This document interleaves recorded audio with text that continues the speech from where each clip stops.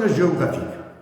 Il est saturé par des conflits armés internes et internationalisés. Cette situation a mis la nation algérienne et sa terre dans un brasier. En 2024, à travers l'article 6 de l'OTAN, l'Algérie demeure une propriété en cogestion de la France et de l'OTAN, qu'il menace d'une explosion avec la mise à feu de la mèche qui est entre les mains du machiavélique et extrêmement intelligent roi de France Emmanuel Macron et des Américains qui tous deux manipulent l'Azawad comme le commandent leurs intérêts.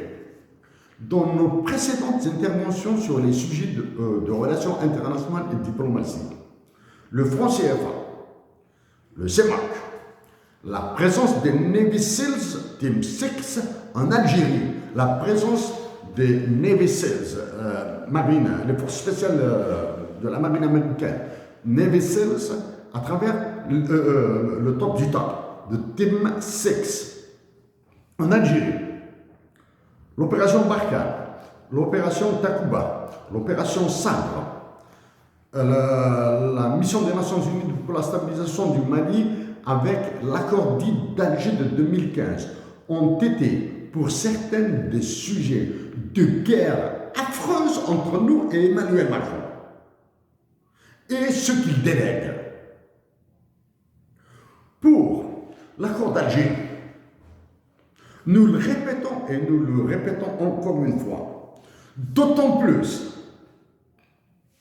que les militaires d'Alger et les militaires du Mali partagent énormément de points communs. L'idiotie, l'incompétence,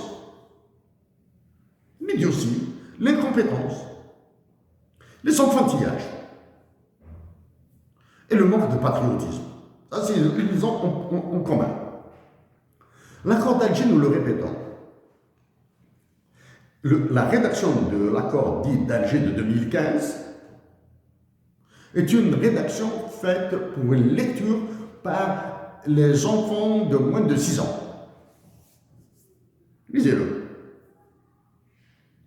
La rédaction de l'accord dit d'Alger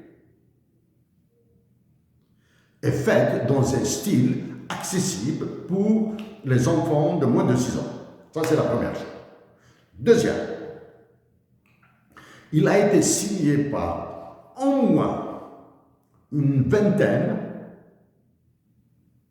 de représentants d'États, y compris les États-Unis d'Amérique, surtout la France, l'Union européenne, les pays, certaines organisations internationales, des pays d'Afrique du Nord, et signé par une vingtaine probablement, entre 15 et 20.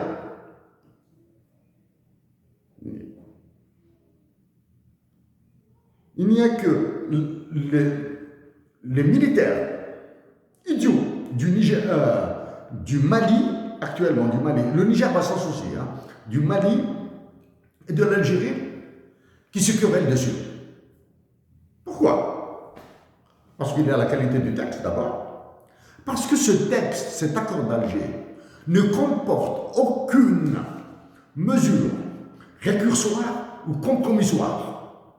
L'accord d'Alger ne comporte aucune clause récursoire ou compromissoire. Récursoire, c'est-à-dire que c'est quand un État a commis une bêtise, il doit payer pour elle. Pour qu'il paye, il faut qu'il y ait ceux qui lui imposeront des sanctions. Pour le compromissoire, quand il y a un problème, avant de passer à des mesures récursoires, il faut qu'il y ait une tierce partie pour trouver des compromis.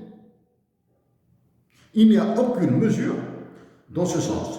Autre élément, et non des moindres, l'accord d'Alger coûte excessivement cher, il coûte beaucoup d'argent là, pour sa mise en œuvre. Parmi tous les signataires, qui a mis $1 dans cet accord?